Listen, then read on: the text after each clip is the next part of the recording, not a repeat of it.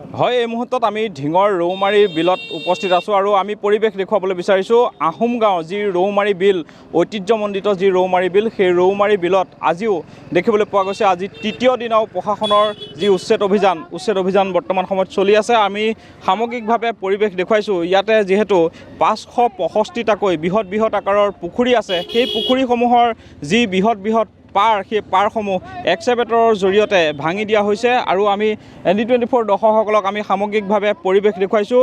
আৰু এটা কথা উল্লেখ কৰিব বিচাৰিছোঁ যে বুৱতী জলাধাৰা বান্ধ সৃষ্টি কৰি একাংশ অসাধু ব্যৱসায়ীয়ে মৎস্য পালন কৰি তেওঁলোকে মুনাফা অৰ্জন কৰি আহিছিলে আৰু এই যি বেদখলকৃত ভূমি জিলা প্ৰশাসনে তৎপৰতাৰে যি উচ্ছেদ অভিযান আজি তৃতীয় দিনাও দেখিবলৈ পোৱা গৈছে। প্ৰশাসনে উচ্ছেদ অভিযান চলাইছে আৰু ইয়াতে দেখিবলৈ পোৱা গৈছে আৰক্ষী প্ৰশাসনৰ লোকেও গিজগিজাই থকা পৰিলক্ষিত হৈছে, যাতে কোনো ধৰণৰ পৰিৱেশৰ সৃষ্টি নহয় তাৰ প্ৰতি লক্ষ্য ৰাখি ইয়াতে আৰক্ষী অৰ্ধসামৰিক বাহিনী ইয়াত মোতায়েন কৰা হৈছে। আমি সামগ্ৰিকভাৱে পৰিৱেশসমূহ দেখুৱাই গৈছোঁ আৰু আমি উল্লেখ কৰিছোঁ যে এই যি বেদখলকৃত ভূমি উচ্ছেদ অভিযান চলোৱাৰ সমৰ্থনত ৰাইজ ওলাই আহিছে আৰু ৰাইজে বিচাৰিছে যে বুৱতী জলাধাৰা পূৰ্বৰ দৰে যি বৈ যাব লাগে তাৰ ব্যৱস্থা যিহেতু প্ৰশাসনে কৰিছে।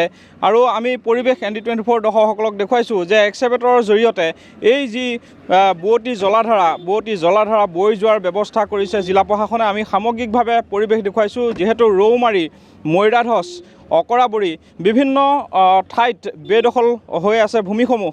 আমি স্থানীয় ৰাইজৰ পৰা জানিবলৈ বিচাৰিম, যিহেতু দীৰ্ঘদিন ধৰি ৰাইজে জমৰ যাতনা ভোগ কৰিবলগীয়া হৈছিলে, কৃত্ৰিম বানৰ কবলত পৰিবলগীয়া হৈছে। এতিয়া যিহেতু প্ৰশাসনে উচ্ছেদ অভিযান চলাইছে, আপোনালোকে কি আশা কৰে? এই উচ্ছেদ অভিযান সফলভাৱে যদি হৈ যায় কি ভাবে আপোনালোকে? মই মানে লোকেল নহয়, তথাপিতো এই উচ্ছেদ অভিযানটো চলিলে সকলো ৰাইজৰ সুবিধা হ'ব, পানী দুনীয়া যাতায়াত কৰিবৰ কাৰণে সুবিধা হ'ব। এইবোৰ চব বেদখল কৰি নিজৰ ফিচাৰী বনাই থৈ দিছে। আমি দেখা আৰু আমি আঁতৰৰ মানুহ। এই পুখুৰী যিবিলাকে বনাইছে, যিসকল ব্যক্তিয়ে ভূমি বেদখল কৰি তেওঁলোকে পুখুৰী সাজিছে, এয়া প্ৰশাসনে তেওঁলোকৰ বিৰুদ্ধে ব্যৱস্থা লোৱাটো বিচাৰেনে?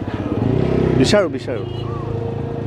আমি উল্লেখ কৰিছোঁ যে যিসকল ব্যক্তিয়ে বেদখলকাৰীয়ে ভূমি বেদখল কৰি বৃহৎ আকাৰৰ পুখুৰী সাজি তেওঁলোকে বছৰ ধৰি যি মৎস্য পালন কৰি আহিছে, সেইসকল ব্যক্তিৰ বিৰুদ্ধেও কিন্তু ব্যৱস্থা লোৱাটো বিচাৰে স্থানীয় ৰাইজে। আৰু আমি যিহেতু পৰিৱেশ দেখুৱাইছোঁ, দুখনকৈ এক্সেভেটৰৰ জৰিয়তে পুখুৰীৰ পাৰসমূহ ভাঙি দিয়া হৈছে। আমি পৰিৱেশ দেখুৱাইছোঁ আৰু আজি যিহেতু তৃতীয় দিনা এনেদৰে পুৱাৰে ভাগৰে পৰা প্ৰশাসনে এক্সেভেটৰৰ জৰিয়তে পুখুৰীৰ পাৰসমূহ ভাঙি দিয়া পৰিলক্ষিত হৈছে আৰু আমি পৰিৱেশ দেখুৱাই গৈছোঁ ND24 দৰ্শকসকলক। আৰু আমি পুনৰ উল্লেখ কৰিছোঁ যে প্ৰশাসনৰ যি বুলডোজাৰ, সেই বুলডোজাৰ বৰ্তমান সময়তো চলি আছে।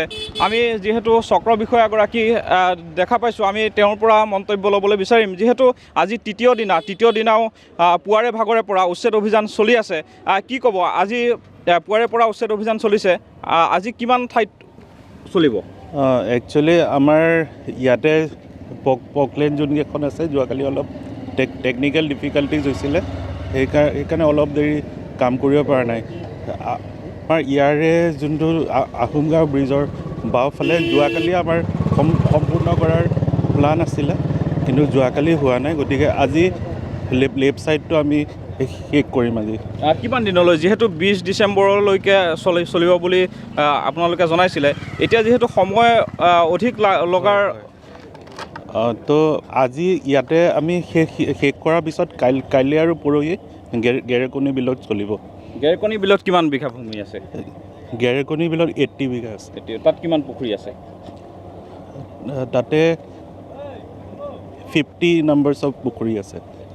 এই বিলসমূহ যে, জলাশয়সমূহ যে ভেটা দি বান্ধি ৰাখিছে, তাত পাৰত কিবা বাসগৃহ আছে নেকি?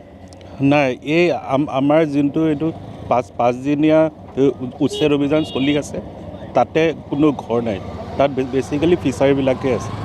ধন্যবাদ জ্ঞাপন কৰিছোঁ। আৰু ইতিমধ্যে চক্ৰ বিষয়াগৰাকীয়ে মন্তব্য আগবঢ়াইছে আৰু আমি উল্লেখ কৰিছোঁ যে জিলা প্ৰশাসন কঠোৰ হৈছে। এইবাৰ প্ৰশাসনে যি জলাশয়, যি বুৱতী জলাধাৰা বৈ যাব নোৱাৰে, সেই জলাশয় ভেটা দি যি একাংশ বেদখলকাৰীয়ে মৎস্য পালন কৰি আহিছিলে সেই মৎস্য পালন কৰা বেদখলকাৰীৰ বিৰুদ্ধে কঠোৰ হৈছে আৰু ইতিমধ্যে উল্লেখ কৰা হৈছে যে প্ৰশাসনৰ ফালৰ পৰা যিসমূহ বেদখলকৃত ভূমিত যি অবৈধভাৱে পুখুৰী নিৰ্মাণ কৰিছিলে সেই পুখুৰীৰ পাৰসমূহ ভাঙি দিয়া হৈছে আৰু গেৰেকনি বিলত ইয়াৰ পিছতেই গেৰেকনি বিলত উচ্ছেদ অভিযান চলিব বুলি কৈছে আৰু প্ৰায় 50টা অধিক যি বৃহৎ আকাৰৰ পুখুৰী আছে সেই পুখুৰীত প্ৰশাসনে এক্সকেভেটৰৰ জৰিয়তে ভাঙি দিয়া হ'ব বুলি ইতিমধ্যে চক্ৰ বিষয়া সৌৰভ কুমাৰ দাসে জানিবলৈ দিছে। আমি পুনৰ উল্লেখ কৰিছোঁ বেদখলকাৰীৰ বিৰুদ্ধে প্ৰশাসন কঠোৰ হৈছে আৰু প্ৰশাসনে এনেদৰে বেদখলকাৰীয়ে নিৰ্মাণ কৰা যিসমূহ পুখুৰী আছে অবৈধভাৱে নিৰ্মাণ কৰা পুখুৰীৰ পাৰসমূহ ভাঙি দিয়া পৰিলক্ষিত হৈছে।